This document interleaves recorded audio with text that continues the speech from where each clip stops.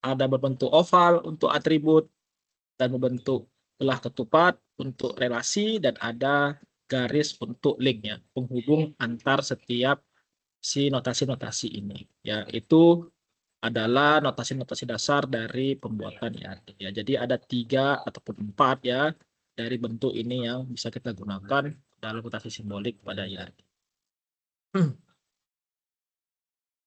Nah, kita bahas satu persatu ya. Nah, pada notasi yang pertama, ya, yang berbentuknya persegi panjang, itu namanya entitas, ya. Nah, entitas itu adalah suatu objek, ya, yang diintegrasikan dalam lingkungan pemakai. Yang artinya pemakai dalam konteks sistem yang akan dibuat. Jadi, untuk membuat suatu entitas, kita harus bisa melihat objek yang ada, gitu ya. Misal seperti di tugas kalian gitu ya. Di tugas itu kan diberitahu tuh apa entitasnya ya, dan juga diberitahu apa contoh kasusnya. Seperti misalnya kalian rumah sakit gitu ya. Ada misalnya yang seperti dokter ya, baru ada keterangan yang lain. Nah, itu adalah entitas. Nah, jadi seperti itu entitas itu. Ya, bentuknya persegi panjang. Kemudian setelah ada entitas, baru ada atribut ya. Yang di mana atribut adalah elemennya dari sebuah entitas ya. Yang fungsinya adalah untuk deskripsi dari karakter entitas. Jadi setiap entitas yang ada itu pasti ada atributnya gitu ya. Yang di mana atribut itu akan menjelaskan bagian-bagian dari entitas. Nah, dan setiap entitas itu pasti ada lebih dari satu atribut. Nah, makanya tugas kalian yang di pertama itu adalah bagaimana menentukan dari atribut pada entitas sebenarnya, ya kan? Maka kan disuruh tuh untuk menganalisis ya.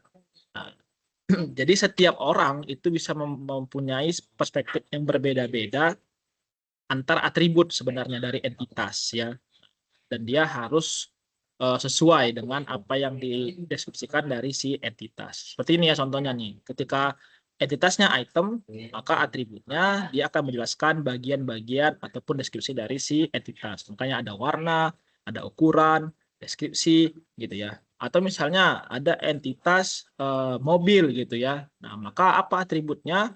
Ya berarti warna mobil gitu ya, ukurannya, ya jenisnya, ya deskripsinya. Nah, itu seperti itu tuh bentuk dari atribut. Nah, yang ketiga itu ada relasi ya. Nah, relasi ini yang bentuknya belah ketupat ya. Nah, itu eh, tugasnya adalah menghubungkan ya, menghubungkan atau menunjukkan adanya hubungan antar sejumlah entitas yang berasal dari himpunan entitas yang berbeda gitu ya. Nih, misal nih ya, seperti ada entitas mahasiswa, ada entitas kuliah. Nah, yang menghubungkan mereka supaya bisa menyambung ya adalah dengan menggunakan relasi ya, bentuknya seperti ini. Nah, di mana relasi narasinya itu bisa diikuti dengan kata kerja gitu ya, seperti mahasiswa ikuti kuliah gitu ya.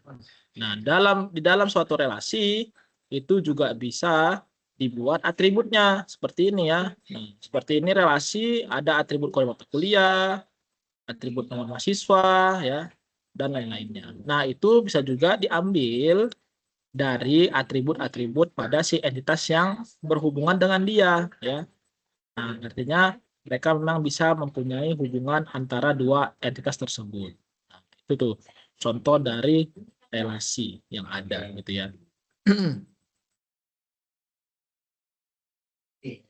Nah, bagaimana contoh relasi pada bagian antar tabel gitu ya.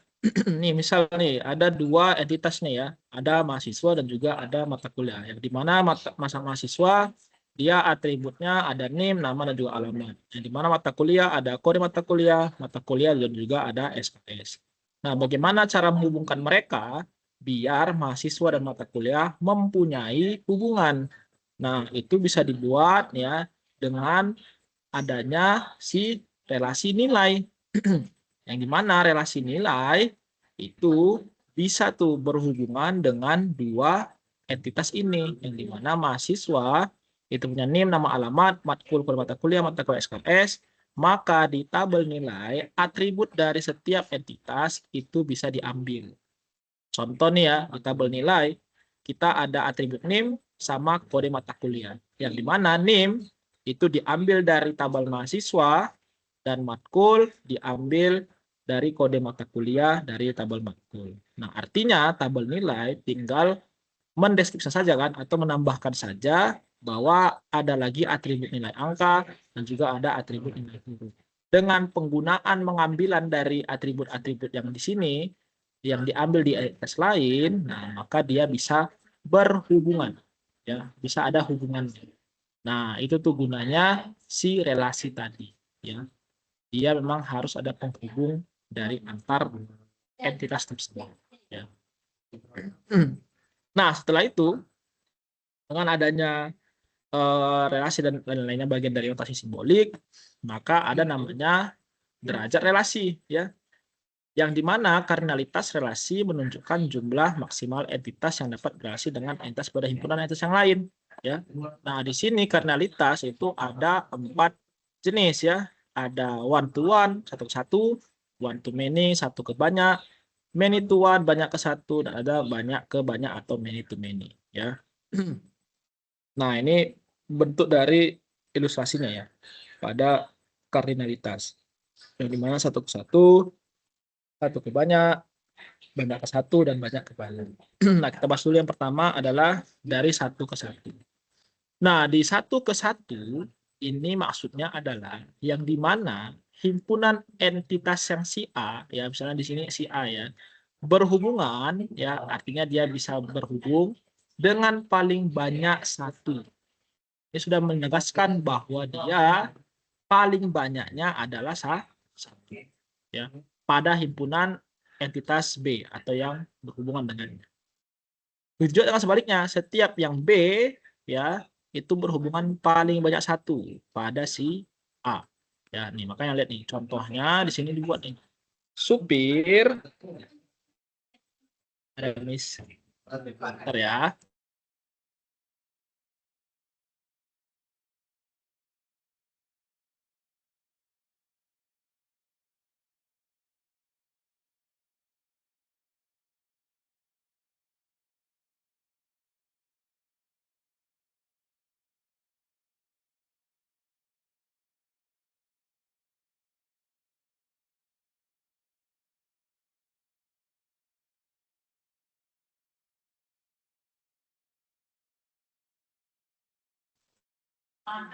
Nah, di satu ke satu ini contohnya misalnya ya, supir ya itu ditugaskan dengan satu mobil. Artinya ya memang ya bahwa satu supir itu bisa ditugaskan dengan satu mobil ya.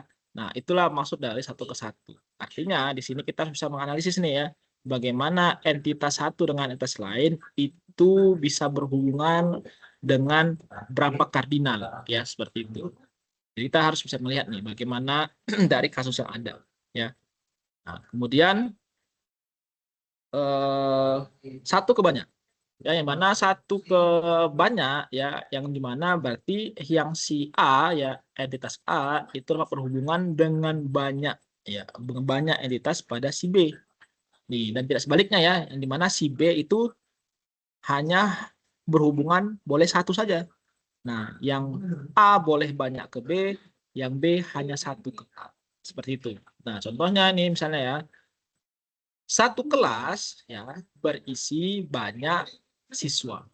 Nah, ini kan benar ya, artinya dalam satu kelas itu bisa diisi oleh banyak siswa. Nah, begitu juga dengan ini ya, jika banyak siswa itu hanya bisa diisi dengan satu kelas. Nah, artinya ini cocok. Nah, inilah bentuk dari satu ke banyak. Ya. Nah, kalau kita balikkan misalnya ya, banyak siswa berisi banyak kelas berisi satu siswa, maka dia tidak nyambung artinya ya, tidak cocok dia.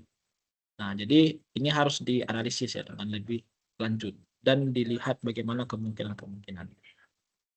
Nah, baru ketiga ada banyak ke satu. Nah, ini kebalikannya gitu ya. Nah, di sini yang dimana si A itu paling banyak satu ke B ya, sementara si B ya itu bisa berhubungan dengan banyak pada si bagian A. Nah, di sini makanya berbeda nih ya. maka di sini banyak siswa kuliah dengan satu jurusan. Ya, satu jurusan ya kuliah dengan banyak siswa. Nah, ini harus dicermati dengan prosesnya gitu ya, dengan jenis dari kardinalnya. Ya, tidak bisa sembarangan tuh ya dalam menentukannya. Baru yang terakhir ada banyak ke banyak, yang dimana ini si A dan si B itu bisa berhubungan banyak masing-masing ke antara bagiannya. Artinya si A bisa banyak ke B, si B bisa banyak ke A gitu ya. Nah, makanya di sini contohnya bisa kita lihat ya, banyak siswa mengikuti banyak mata kuliah. Nah, disinilah kita bisa nanti ketika nanti di soal ya, tugas pertama pada tugas satu di e-learning, itu bisa kalian tentukan tuh ya dengan melihat bagaimana hubungannya ya antar si entitas tersebut seperti itu. Nah, simbolnya itu kalau satu ke satu dia hanya berbentuk garis saja seperti ini ya. Nah, ini artinya menandakan dia satu, satu ke satu. Berarti ini satu, satu. Nah, kalau yang banyak dia ada cabangnya seperti ini ya. Cabangnya seperti ini artinya menandakan dia berarti satu ke banyak ya. Kalau misalnya banyak ke satu artinya yang si banyak ini pindahkan aja ininya menjadi di sini berarti ya. Nah, ini tinggal masalah urutannya aja sebenarnya. Nah, baru yang ketiga ada banyak yang dimana setiap sisinya itu ada yang simbolnya seperti ini ya. Ya, ada cabangnya tuh ya, garisnya ada cabang. Nah, itu simbolnya ya. Berarti nanti ketika nanti kalian membuatkan ini ke dalam notasinya di mana menggambarkan IRD, maka yang di sini koordinatasnya harus jelas ya dengan simbol-simbolnya. Kalau tidak ada ini artinya ya saya tidak akan tahu bahwa ini adalah misalnya kamu membuat satu ke banyak misalnya gitu ya. Nah, itu harus jelas pada penggambaran IRD-nya. Nanti akan saya lihat dari tugas-tugasnya.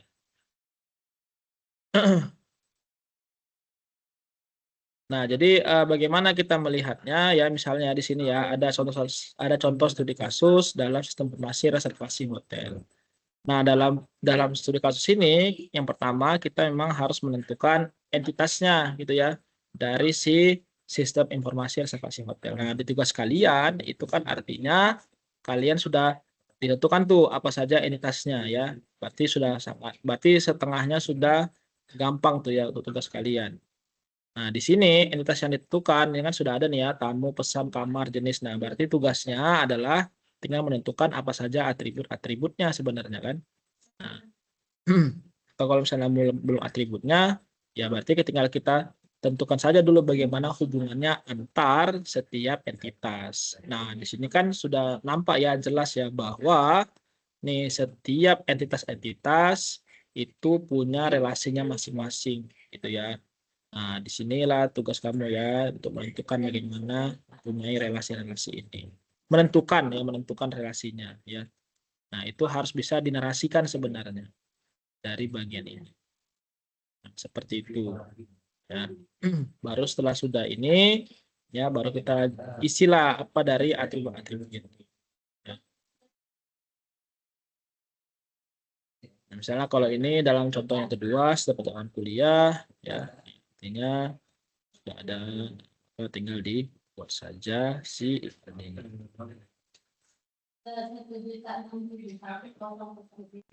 Nah, jadi seperti itu ya bentuk dari si IRD. Nah, di tugas kalian artinya bahwa kalian tinggal membuat saja tuh ya, ya menggunakan tools yang sudah diberikan, tinggal mendesain ya bagaimana IRD dari contoh kasus yang ada. Ini misal kita lihat nih. Soalnya mana?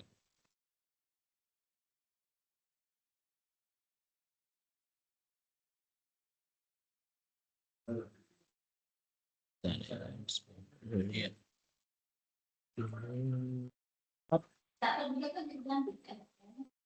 Terus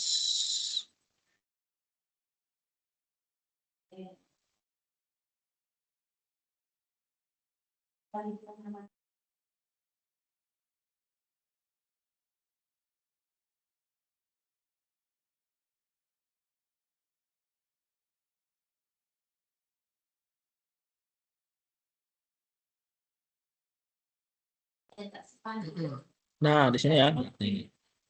Nih, kalau kita masuk ke tugas kalian ya, kita nih ya contoh kasusnya apa nih? Sebuah rumah sakit memiliki banyak dokter. setiap dokter mempunyai banyak pasien. Nah, di sini kan sudah tadi ya sudah dijelaskan tuh bahwa kardinalitasnya sudah ditentukan ya, tinggal kalian memindahkannya dalam membuat IRD-nya gitu ya. Nih, setiap dokter mempunyai banyak pasien yang harus ditangani. Pasien harus terlebih dahulu mendaftar. Nah, artinya pasien itu sudah harus mendaftar. Nih, ini kan mendaftar ini kan bisa dijadikan sebagai relasi nih ya pada bagian administrasi. Berarti ini ada dua entitas ya. Ada entitas administrasi, ada entitas pasien ya.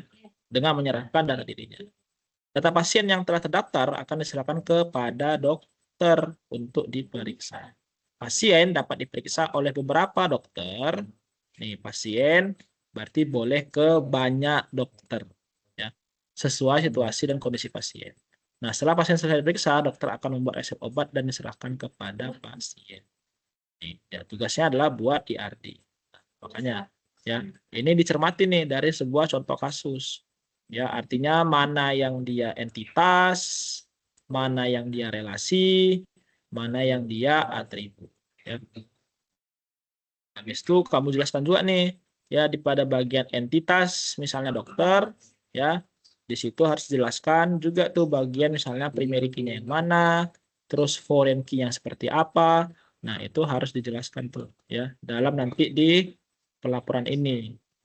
Nah, untuk tugasnya ya kan, artinya tugas satu di sini yang ditekankan adalah nih ya, bahwa dalam penilaiannya ini harus diikuti nih langkah A, B, C, D ya. Nah, karena ini menjadi poin penilaian dari tutor, ya, yang mana ada perkenalan. Nah, langkah-langkah praktik atau disertai aktivitas ini juga harus disertakan dalam video. Jadi artinya apa nih Pak? Maksudnya ketika kita membuat video itu kamu yang mengerjakan untuk membuat IRD itu juga harus direkam gitu ya, harus juga didokumentasikan ya. Jangan setelah perkenalan habis itu kamu langsung memberikan hasilnya ya. Misalnya sudah jadi gitu. Nah, kalau cuma bilang ini hasil dari ini, nah tidak bisa ya. Artinya langkah-langkah ini nggak boleh kamu lewati ya. Nah, berarti di sini kan kamu harus ikut lah ya ataupun merekam kamu yang ngeklik apa, buat apa, minta itu semua seperti itu. Dan juga ada kata-kata penutup. Nah, jadi itu tuh yang harus kalian perhatikan ya. Nah, di dalam tugas ini ya artinya tugas satu pada pada mata kuliah berpraktik dalam sistem basis data di UT. Nah, tugas itu menjadi salah satu penilaian yang penting ya. Karena kan di kolom tugas kan sudah jelaskan ya bahwa penilaian untuk pemberian nilai itu dinilai dari tugas 1, 2, 3, 4 ya masalah sampai dengan 4 baru nanti ada UAS. Nah, di situ kalian harus benar-benar tuh. Ya, begitu juga dengan diskusi ya. Diskusi juga dijadikan sebagai penilaian juga. Nah, web ini adalah untuk kalian nih misalnya yang ingin bertanya ya yang tidak mengerti bagaimana pembuatan tugas atau misalnya ingin bertanya lebih lanjut lagi, nah di web inilah di sini sesi kita untuk saling bertukar pikiran gitu ya atau misalnya kalian ingin ada yang mau ditanyakan seperti itu. Nah, jadi beberapa tadi sedikit sudah saya jelaskan IRD, saya jelaskan juga tadi beberapa bagaimana cara-cara langkah-langkah pada pembuatan tugas. Nah, dari kalian apakah ada yang mau ditanyakan dari yang sudah dijelaskan atau di luar dari itu boleh silakan. Saya serahkan ke kalian.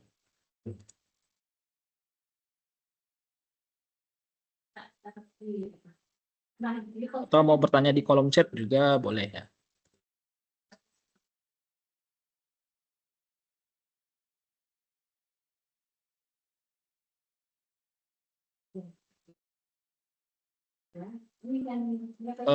Sedikit lagi ya tambahan bahwa boleh boleh mau open mic dulu.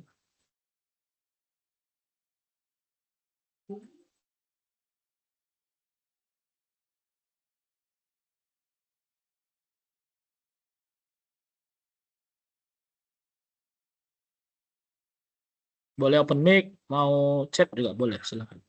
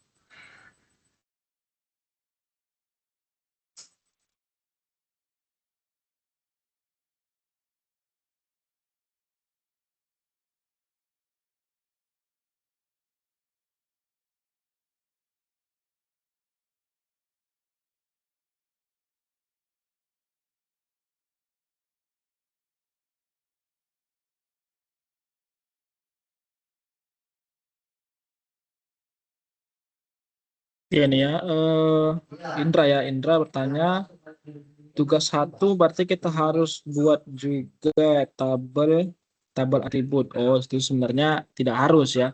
Untuk tabel atribut itu tidak harus. Kalaupun memang di IRD-nya sudah kamu jelaskan entitasnya atributnya apa-apa saja, ya itu juga sama aja sebenarnya ya. Tapi kalau misalnya kamu nggak buat di IRD-nya, di bagian entitasnya tidak ada atributnya, tapi dibuat dengan tabel, ya itu juga boleh sebenarnya ya. Nah, artinya memang setiap entitas itu harus dijelaskan juga atributnya apa-apa saja ya. Sehingga kita tahu tuh bahwa kamu oh mengerti nih, artinya kamu mengerti bahwa entitas yang ini atributnya apa-apa aja. Ya, misalnya kayak tadi tuh misalnya ada entitas dokter, oh berarti atributnya apa gitu. Nah, itu memang harus disertakan, tapi tidak harus tabel gitu ya, tidak harus tabel bentuknya. Boleh yang tadi yang bulat-bulat tadi kamu kamu hubungkan ke entitasnya juga boleh. Ya, itu sebenarnya cara aja. Seperti itu ya. Ada lagi teman-teman yang lain yang mau bertanya? Untuk tugas itu dilihat ininya ya, tenggang waktunya ya, atau masa pengumpulannya ya, karena setiap tugas itu batasnya ada. Nah, karena batasnya ada, maka jika teman-teman yang misalnya mengumpulkan di luar atau terlambat dalam pengumpulan tugas, maka kamu tidak bisa lagi menguploadnya, ya. Artinya saya pun tidak bisa menilainya, gitu ya. Nah, jadi harus diperhatikan dari tanggal ataupun batas pengumpulan tersebut, batas akhirnya. Ya. Karena kalau misalnya kamu kirim ke saya melalui email pribadi ataupun melalui sifatnya personal, nah maka itu tidak akan bisa saya nilai gitu ya. Karena sifat penilaian itu memang hanya bisa dilakukan dari e-learning saja. Ya, tidak bisa di luar dari e-learning. Artinya kalau kamu ambil tugas akan sangat berefek nih nanti kepada nilai kalian. Di mana nilainya bisa akan ya tidak mendapatkan hasil yang baik ya seperti itu. Ya, jadi harus diperhatikan setiap tugas-tugasnya. Ya.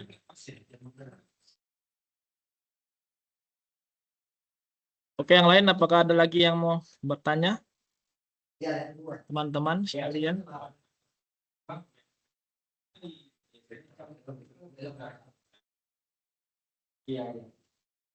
Untuk web itu sifat jadwalnya tidak pasti ya. Itu nanti silakan kalian lihat saja dari postingan ataupun dari aktivitas-aktivitas belajar yang ada di setiap sesi ya. Silakan dilihat kapan saya akan mengumumkan jadwal-jadwalnya. Oke, ada lagi nih dari Indra, proses pembuatan itu memang harus ada konsep awal lalu kita olah lagi stepnya menjadi final ya. Prosesnya harus ada konsep awal. Oh, sebenarnya konsep awal itu ya dari proses pembuatan IRD itu sebenarnya ya. Karena kan sebenarnya IRD ini kan disiapkan, dibuat gitu ya, dibuat untuk pengaplikasiannya dalam pembuatan basis data dalam MySQL nanti ininya prosesnya gitu. Sehingga ketika nanti kita mau buat dari MySQL kita bisa melihat IRD-nya ini ya. Kalau untuk proses pembuatannya tidak ada ya. Paling kita hanya melihat aja nih, kita baca dulu nih bagaimana kasus yang ada misalnya gitu. Kayak tadi soal kalian tuh kan, berarti kita harus baca dulu tuh apa yang dibutuhkan dan bagaimana kasus yang dikerjakan gitu. Itu tuh paling proses awalnya. Kalau stepnya itu tidak ada.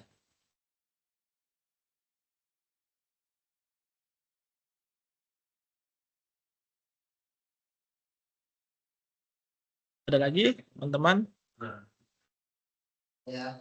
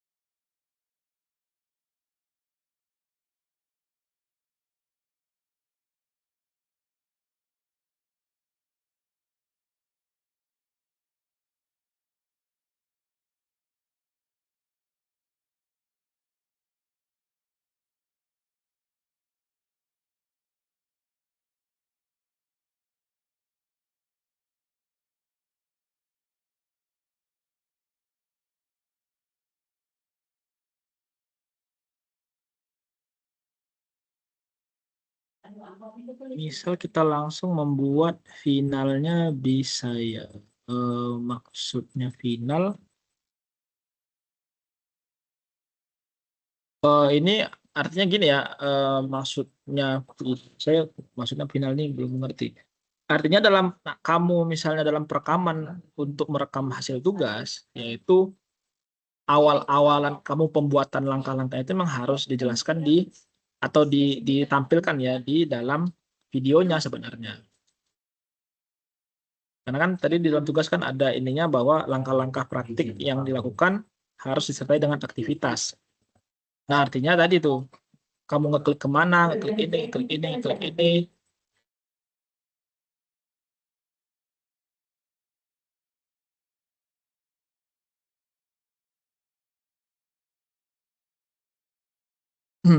Nah, jadi seperti itu dia harus langkah di ini ya, artinya pembuatannya dalam pembuatannya itu memang harus dibuat dengan step by stepnya gitu.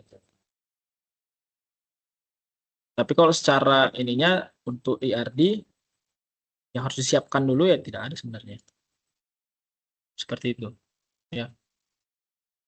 Atau ada lagi? Ada lagi yang mau ditanyakan?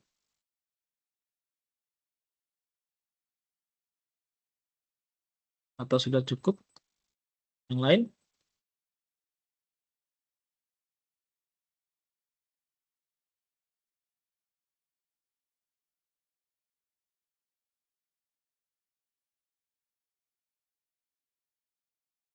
Oke, oke. Baik ya, kalau memang sudah tidak ada lagi, kalau begitu untuk sebagai oh ya ini ada lagi ini ya, untuk nanti absen itu bisa diisi di e-learningnya ya. Di bagian bawah itu ada absensinya, bisa kamu isi sendiri absennya ya, jangan lupa sebagai record ya, sebagai catatan bahwa kalian sudah hadir. Nah, kemudian untuk pencatatan dari bukti dari ini, dari web ini, silahkan untuk teman-teman sekalian untuk open kamera, biar saya screenshot, biar menjadi bukti dari pertemuan web pertama ini. Pada teman-teman, silahkan untuk membuka kameranya agar bisa saya screenshot. Silahkan, yang lain boleh. Oke, oke, oke, oke, oke, oke.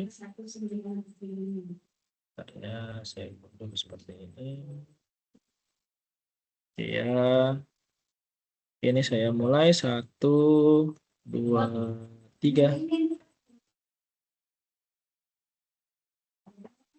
Oke,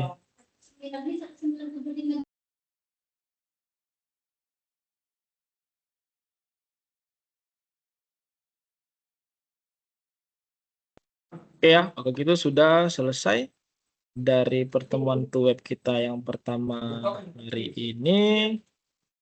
Jika nanti ada pertanyaan tambahan lagi atau mau bertanya lagi, silakan dihubungi dari e-learning melalui chatting ya atau dari private message boleh. Kalau bertanya terkait dengan pelajaran kita di sistem basis data itu boleh saja ya, saya terbuka mau kapanpun, pasti nanti akan saya balas dan akan saya tanggapi. Ya. Oke, terima kasih buat teman-teman yang sudah hadir pada web pertama kali ini. Ya, saya harap tugasnya yang belum selesai bisa dikerjakan dengan baik ya. Buat yang sudah silahkan ditunggu untuk penilaiannya ya. Kalaupun nanti ada yang ini bisa boleh di tadi ya untuk bertanya melalui fitur private message. Oke, kalau gitu saya akhiri pertemuan kita hari ini. Terima kasih buat semuanya teman-teman sekalian. Ya, akhiri selamat pagi menjelang siang. Assalamualaikum warahmatullahi wabarakatuh. Sampai jumpa di web berikutnya. Terima kasih semuanya.